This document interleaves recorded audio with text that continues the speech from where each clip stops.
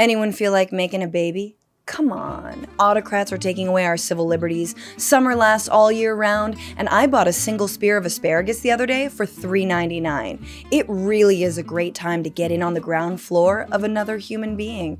After all, as Trump says, we have the hottest country anywhere in the world. Our country is now the hottest nation anywhere in the world. America is so hot right now, which must mean people are aroused. I haven't seen people so aroused in a very, very long time. Not since I walked into Lindsey Graham's Halloween party in 1996. Well, your need to procreate, regardless of arousal or desire for that matter, is the obsession of what's known as the Pronatalist movement in the United States, a loose network of influencers whose ideology has penetrated, I am not going to use that word, whose ideology has infiltrated the Trump administration and beyond.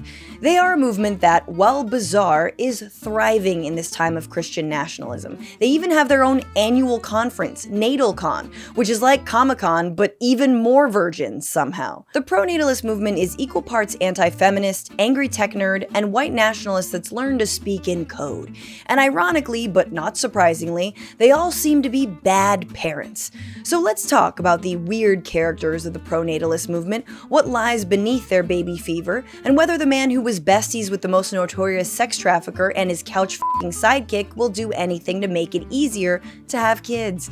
And for those of you who do not have children or have no desire to have children, let's talk about how this country is becoming openly hostile to you, the childless heathens. Pronatalists are obsessed with population decline. Humanity is dying. Which is a strange thing to suggest because there are 8.2 billion humans on Earth, and at least 300 million of us don't put toilet paper back on the roll facing the right direction. The ply is out, people. But of course, it's who is being born that matters. Pronatalists don't care that everyone has children, but what kind of children and to whom. And no one is a bigger poster child of this project than Elon Musk, a billionaire who has fathered 14 children of his own and has been known to offer his sperm to friends. You know, like a pal. Elon is very obsessed with population decline, tweeting, "The biggest problem that humanity faces is population collapse." Yeah, that or wealth hoarding. One of the two. Flip a coin, really. Now let's quickly dispel this idea that the population is going to collapse. That's not going to happen. According to the UN, by 2050, India's population is going to surpass China's, and sub-Saharan Africa will double to 2.1 billion. The only place that will see a decline in population is Southeast Asia. Also, why do you care so much, man who can't wait to replace humans with robots? You couldn't possibly care about the collapse of things like retirement funds, seeing as you've helped to destroy Social Security in the United States, and you sure as hell don't care about shoring up the tax base since you don't pay your fair share of taxes. So what is it?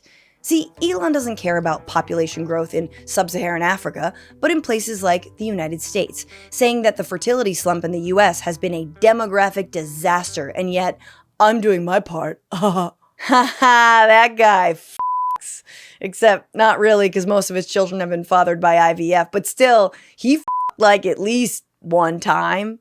Now, pronatalists are also nothing if not inconsistent, because even though they project traditional Christian family values, Elon Musk is twice divorced with 4 baby mamas and is currently unmarried. He's not exactly a model father either, disowning his trans daughter Vivian, leaving his ex Grimes to tweet at him in order to get his attention to a child's medical condition, allowing his other kid to punch him in the face, which, to be fair, was the best parenting decision he's ever made. Ashley St. Clair, the mother of Musk's youngest child, although youngest is not that clear because he also impregnated his other girlfriend around the same time, Ashley sued Elon for custody and was forced to sell her Tesla because of his cutbacks in her child support. I'm selling it because I need to make up for the 60% cut that Elon made to our son's child support.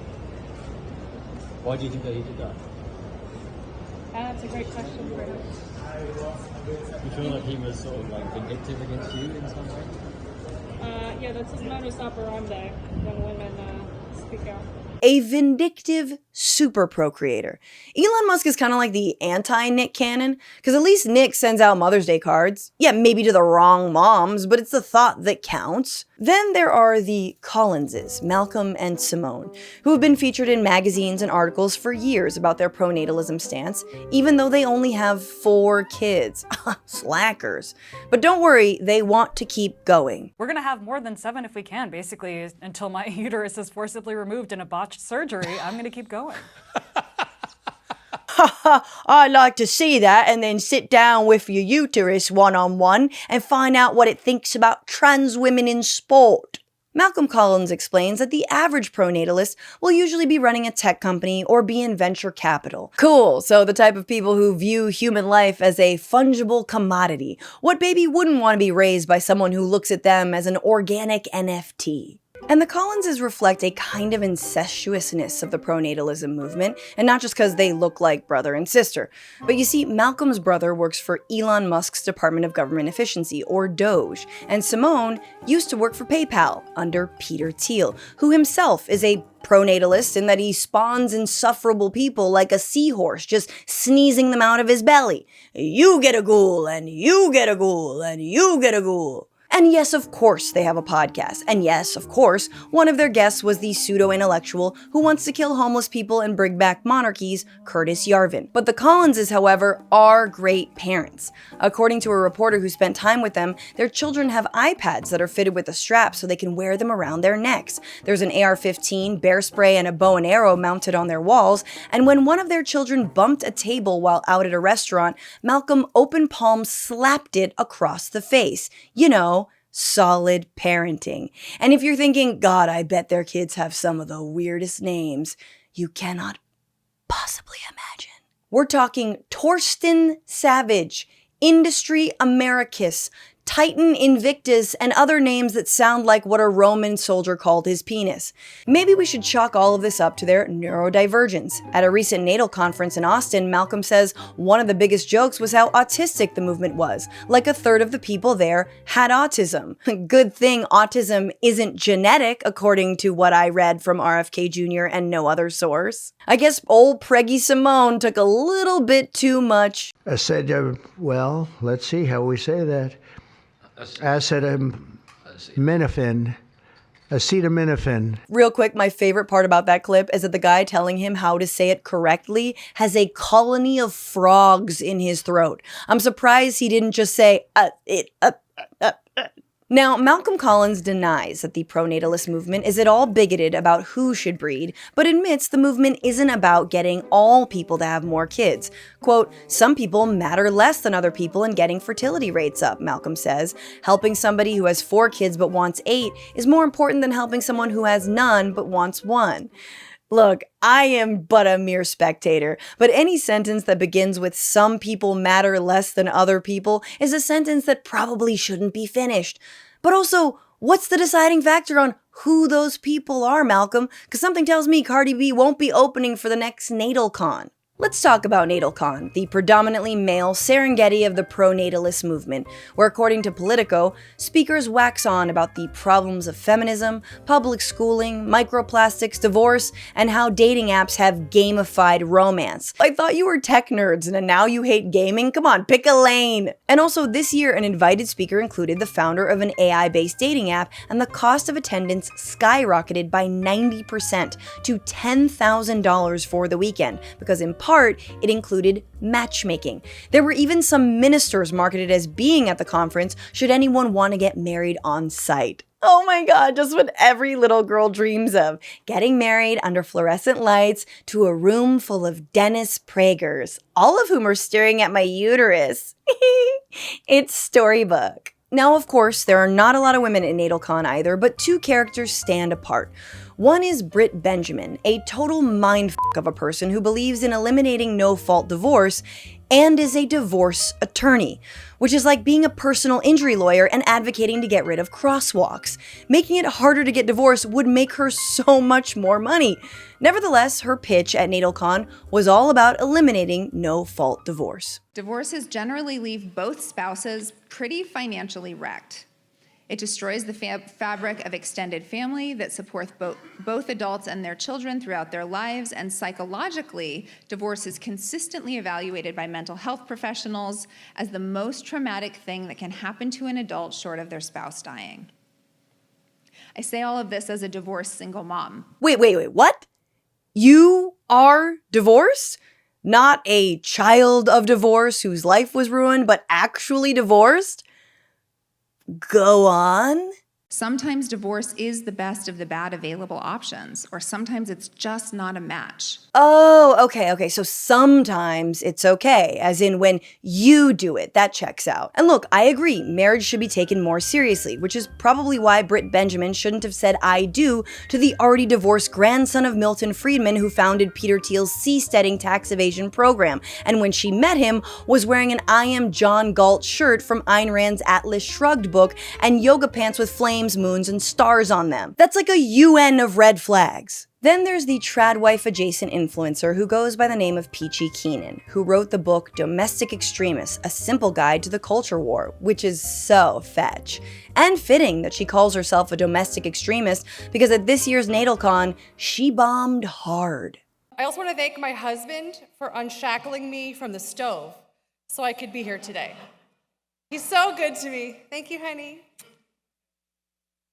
For those of you who only speak NPR, that means convincing America's uterus havers to remember that they have uteruses. But I admit that I am relieved. I am not languishing in a cryolab at negative 320 degrees Fahrenheit. My feet get really cold at night. But I did try to do some research, and some reports indicate that 2024 actually did have a slight uptick in births in America. Bad news, it was just the anchor babies from the illegal immigrants. Oh, God. Just because you put on a leather jacket and say offensive things doesn't mean you're Andrew Dice Clay. Maybe Andrew Schultz. Maybe. KEENAN has likened the lack of childbearing in the United States to a kind of sterilization, or another word that often circles the pronatalism movement. What is the purpose of feminism? What do they want out of women? It almost feels like, I mean, maybe this is strong language, but a form of genocide almost? Ah, the G word. I had a feeling we were going to get there in a piece not about Gaza.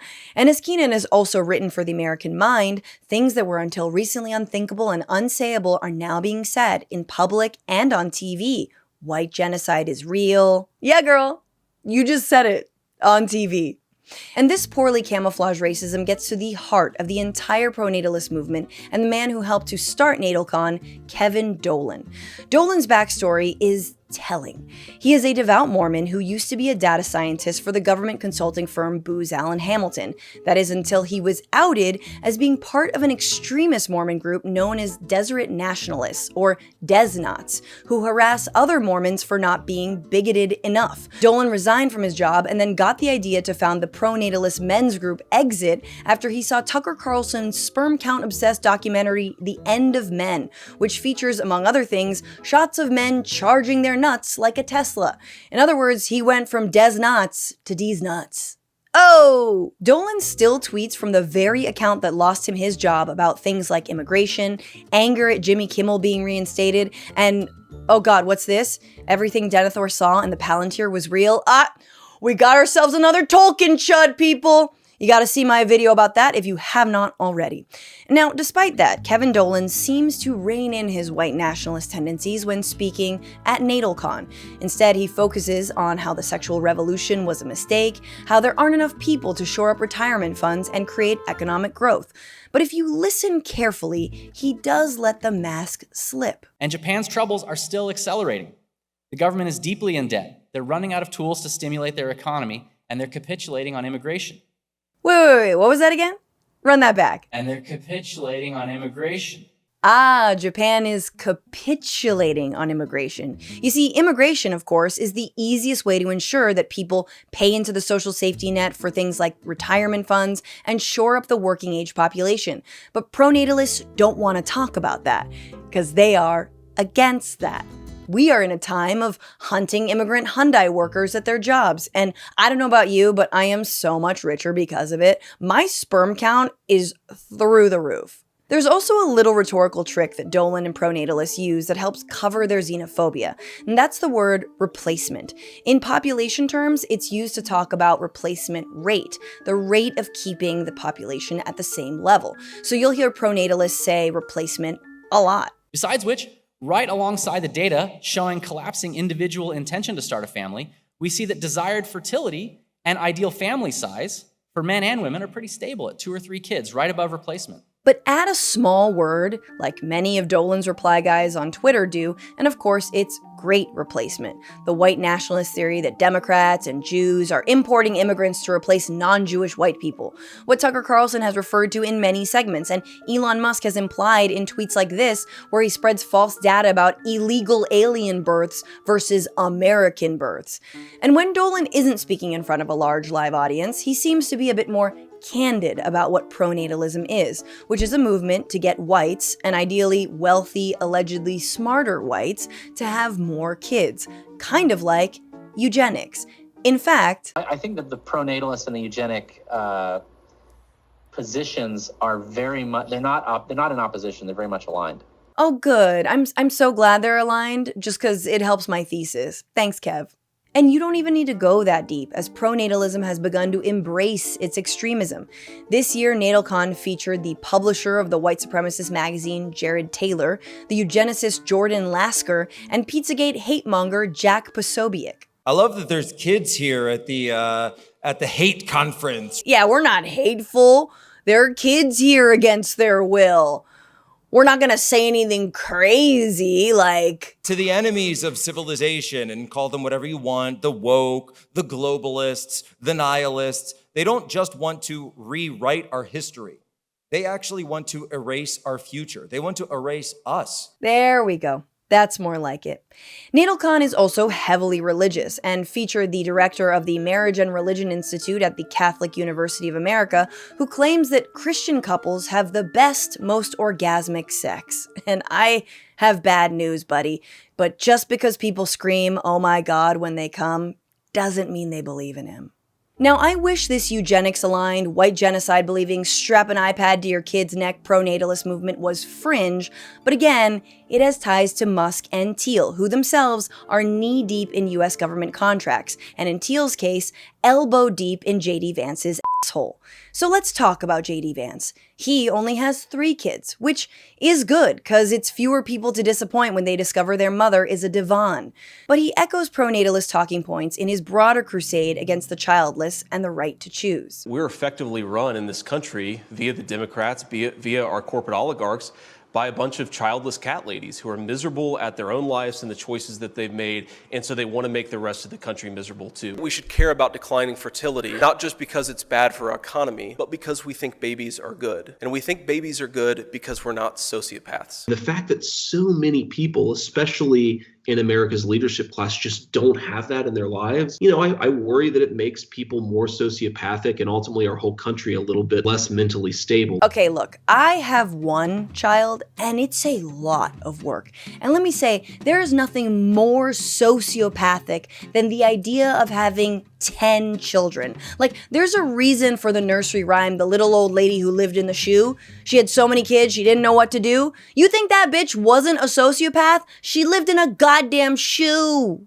But Vance's hatred of the childless doesn't just mean he's vehemently against abortion rights and cats, but he goes one step further and floats ideas like charging childless people higher taxes and giving fewer political rights to them and more to those with kids. Let's give votes to all children in this country, but let's give control over those votes to the parents of those children. When you go to the polls in this country as a parent, you should have more power. You should have more of an ability to speak your voice in our democratic republic than people who don't have kids. Let's face the consequences and the reality.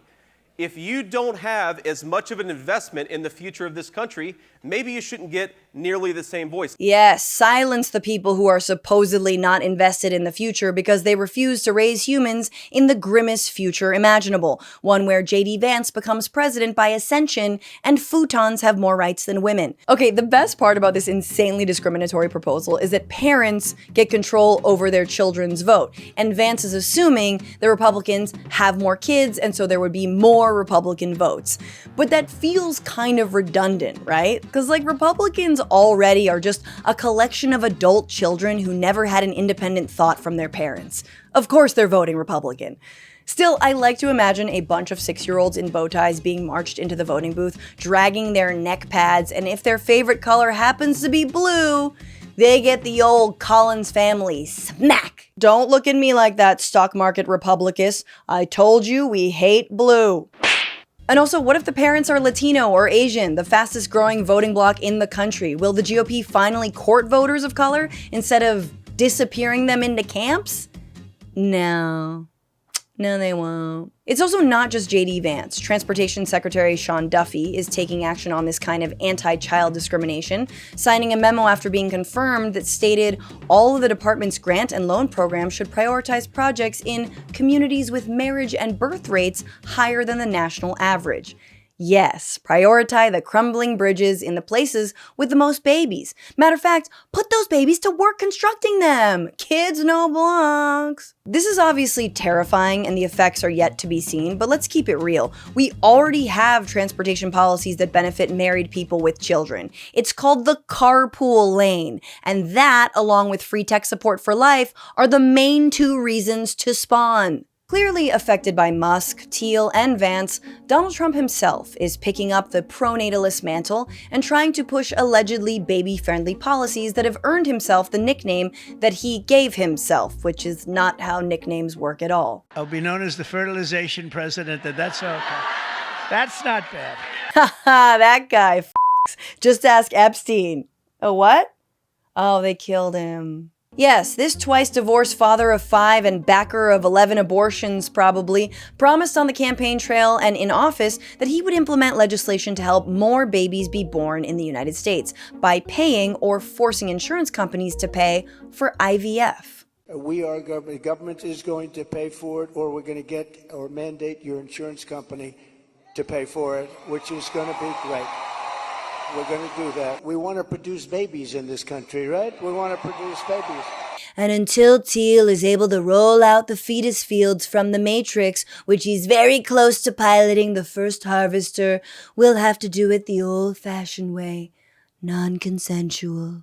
And yet, 9 months into this administration, well beyond normal gestational time for legislation, nothing has been birthed. No pressure on Congress to pass anything, no pressure on insurance agencies to cover the cost of IVF, something a majority of Americans support. Not only that, but the CDC gutted their IVF team that since 1992 was responsible for monitoring and tracking outcomes related to IVF, including whether women gave birth to multiples or delivered prematurely, to ensure both the safety and success of the procedure. And this heel dragging is benefiting Roadkill F. Kennedy Jr.'s health ideology, because now Christian conservatives and Maha figures alike are lobbying against IVF promotion. You see, they don't believe in IVF, but rather God, or what Maha calls restorative reproductive medicine, which is a non-scientific endeavor to blame people for not being able to have kids. I mean, sorry, find the root causes of infertility, which, much like the root causes of autism, probably involves not buying enough supplements from Dr. Oz. Also, why would a president who wants more babies gut Medicaid, which supports pregnant mothers and covers 40% of all live births? Are they not the kinds of babies that the pronatalists want in this country? Why would a guy who wants babies slap massive import tariffs on countries like China, where all the baby gear hails from, unless there's some plan we're not privy to start getting Amish to quilt baby Bjorns? The straps are made of my sister's hair. This gets to the heart of the doublespeak of the pronatalist movement. They're not actually concerned with all people having more children. Otherwise, they would be in favor of things that actually help people weather the financial burdens of child rearing, supporting things like federal paid family leave from work, or lowering childcare costs, or heaven forbid, getting universal pre-K. Because again, if you didn't know this, for 5 years of a kid's life, parents are paying through the nose for daycare. 5 years! The Disney Plus catalog cannot get you through 5 years, especially now that we canceled it. Listen to JD Vance speak again with the late Charlie Kirk, who I believe is pretty sincere in asking this question about childcare costs. It's very hard for working families to get by. How will we lower the cost of daycare? Such an important question, Charlie. And I think one of the things that we can do is make it easier for family models to choose, or for families to choose whatever model they want, right? So one of the ways that you might be able to relieve a little bit of pressure on people who are paying so much for daycare is make it so that maybe like grandma or grandpa wants to help out a little bit more, or maybe there's an aunt or uncle that wants to help out a little bit more. If that happens, you relieve some of the pressure on all the resources that we're spending in daycare. In other words, no, there's nothing Uncle Sam can do to lower the cost of daycare, but Uncle Sylvester, the child molester, is out of jail and only a phone call away, and he doesn't even ask to be paid. In fact, according to Vance, the only role the government should play in lowering the cost of daycare is lowering the standards of daycare and all those pesky regulations. We've got a lot of people who love kids, who would love to take care of kids, but they can't, either because they don't have access to the education that they need, or maybe more importantly, because the state government says you're not allowed to take care of children unless you have some ridiculous certification that has nothing to do with taking care of kids. Thank you, Mr. Vice President, for recognizing us. Look, kids, come on down to Uncle Sylvester's Little Kitty Clubhouse. We don't do CPR. We just pray the Cheerio will find its way out. Of course deregulation is the solution, because we're in the land of VC libertarian magical thinking. Even when he was a senator, Vance was blaming low birth rates on car seat regulation? American families aren't having enough children. I think there's evidence that some of the things that we're doing to parents is driving down the number of children that American families are having.